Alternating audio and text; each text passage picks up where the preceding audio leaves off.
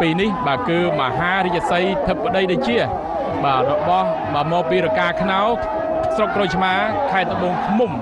បាទប្រកួតជាមួយនឹងបវរធិបតីគង្គគាសេរីសែនជ័យបារមីលោកតាចាបាទរបស់អង្គរអង្គគ្នាទៀតហើយពេលនេះមកដល់មុខព្រះពលាជ័យនឹងកាន់តែដកសម្រាប់ខ្សែទឹកខាងក្នុងមហារាជសីធិបតីនៃជារបស់សម្ដេចគតិព្រឹទ្ធបណ្ឌិតប៊ុនរនីហ៊ុនសែនចាសម្ដេចលោកឧបត្ថម្ភទូខ្សែទឹកខាងក្នុងឥឡូវកំពុងតែលឿនលយហើយទៅលើបវរធិបតីគង្គគាសេរីសែនជ័យបារមីលោកតារបស់អង្គការបណ្ឌិតឈិនកេនដាច់ហើយចាមហារាជសីធិបតីដូចជាទទួលបានការឧបត្ថម្ភដ៏ខ្ពង់ខ្ពស់ពីសម្ដេចគតិព្រឹទ្ធបណ្ឌិតចាប៊ុនរនីហ៊ុនសែនចាលោកឧបត្ថម្ភទូមហារាជសីធិបតីជំនះជើងទី2ទៅលើវរៈបាទបរោះធុនជ័យសួស្ដីឧត្តមនីចារីឯចាឌីសែនជ័យបារមីបពាប្រែប្រួលទៅលើអាភិបចាញ់ឈ្នះមួយជើងម្នាក់ទៅលើអសព្រួនពេជ្រចារីឯថេងសជ័យបារមីសវណ្ណរាជសីនិងដៃជោកែពីជ័យបារមីចៅសែនគឺទទួលបានជ័យឈ្នះទាំងពីរជើងចាដៃជោកែពីជ័យបារមីចៅសែនបដូរនៅខ្សែទឹកខាងក្នុងវិញក៏នៅតែឈ្នះចាទី88ឥឡូវយើងឃើញហើយបាទខ្សែទឹកខាងក្រៅបាទខ្សែទឹកខាងក្រៅគឺមហារាជសីធិបតីដែលជះទទួលបានជ័យជំនះហើយទូកនេះទទួលបានការឧបត្ថម្ភពីបាទសម្ដេចបាទគតិព្រឹទ្ធបណ្ឌិតឧបត្ថម្ភពីសម្ដេចអគ្គមហាសេនាបតីតេជោហ៊ុនសែននិងសម្ដេចគតិព្រឹទ្ធបណ្ឌិតប៊ុនរនីហ៊ុនសែនខ្សែទឹកខាងក្រៅមហារាជសីធិបតីដែលជាបាទរបស់ស្រុកក្រូចឆ្មាត្បូងឃ្មុំទទួលបានការឧបត្ថម្ភបាទពីសម្ដេចគតិព្រឹទ្ធបណ្ឌិតប៊ុនរនីហ៊ុនសែនបាទ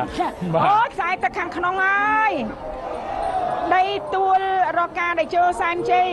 ចាកំពុងតែនាំមុខទៅលើមហារាជសីធិបតីដែលជារបស់សម្ដេចគតិព្រឹទ្ធបណ្ឌិតចាប៊ុនរនីហ៊ុនសែនសម្ដេចទាំងទ្វេលោកឧបត្ថម្ភទូកទាំងពីរបាទម្ដងខ្សែទឹកខាងក្នុងបងប្អូន173នេះហើយគឺដីលើតែម្ដងបាទឥឡូវនេះទូកកំពុងតែបង្ហាញខ្លួនមកទៀតនេះបាទចិត្តបដល់កងពាន់ទី2នេះគឺទូកទី134ខ្សែទឹកខាងក្នុងមហារាជសីធិបតីដូចជាបាទរបស់ស្រុកក្រូចឆ្មាខេត្តត្បូងឃ្មុំដែលទទួលបានការឧបត្ថម្ភពីសម្ដេចគតិព្រឹទ្ធបណ្ឌិតប៊ុនរនីហ៊ុនសែនឯខ្សែទឹកខាងក្រៅដីលើទួលរកាដេជោសែនជ័យបាទមកពីស្ទឹងត្រង់ដែលទទួលបានការឧបត្ថម្ភពីសម្ដេចអគ្គមហាសេនាបតីតេជោហ៊ុនសែននិងសម្ដេចគតិព្រឹទ្ធបណ្ឌិតប៊ុនរនីហ៊ុនសែនចាទូកនេះឧបត្ថម្ភដោយសម្ដេចទាំងទ្វេបាទជើងទី1ដីលើទូរកាដេជោសែនជ័យទទួលបានជ័យជំនះឥឡូវនេះបដូរទៅនៅខ្សែទឹកខាងក្រៅហាក់ដូចជាបដូរបាទបដូរលទ្ធផលឬយ៉ាងម៉េចបាទឥឡូវបដូរហើយបាទឥឡូវនេះមហារាជសីធិបតីដែលជាគឺលឿនមកហើយ175នេះហើយគឺមហារាជសីធិបតីដែលជាចាបដូរលទ្ធផលមែនចាគឺទូករបស់សម្ដេចចាគតិព្រឹទ្ធបណ្ឌិតប៊ុនរនីហ៊ុនសែនឈ្នះវិញហើយចាក្នុងជើងទី2បាទហើយបន្តមកទៀតរបស់សម្ដេចគតិព្រឹទ្ធបណ្ឌិតប៊ុនរនីហ៊ុនសែនខ្សែទឹកខាងក្នុងបងប្អូនរីឯខ្សែទឹកខាងក្រៅអធិរាជចក្រភពរាំងសីរបស់ឯកឧត្តមនាយឧត្តមសេនីយ៍សៅសខាមកពីវត្តទេពរាំងសីតាមអត់ទាន់ទេមហារាជសីធិបតីដែលជះមកពីខាងវត្តលួងចារកាខ្នោក្រូចឆ្មាត្បូងឃ្មុំចាលឿនណាទទួលបានការឧបត្ថម្ភពីសម្ដេចគតិព្រឹទ្ធបណ្ឌិតប៊ុនរនីហ៊ុនសែនចាទូកសម្ដេចទូកនេះទូកសម្ដេចល្អណាស់លើនេះបាទឆ្លងកំពាន់ទី2ហើយនាំមុខដាច់ទៅលើអធិរាជចក្រភពរាំងសីបាទទូកនៅស្រុកពញាលឺរបស់ឯកឧត្តមនាយឧត្តមសេនីយ៍សៅសខាបាទដាច់ហើយបាទសម្ដេចក៏សូមអរគុណឯកឧត្តមប៉ែនកសលអភិបាលចាក់ខេត្តត្បូងឃ្មុំផងដែរចាសូមអរគុណទូកគូទី147ចា145អត់ទាន់មកទេបងប្អូនចាដូច្នេះសូមអនុញ្ញាតទូកគូទី147ដែលមកចាក់ទន្ទឹមនឹងកងពាន់ទី1ហើយ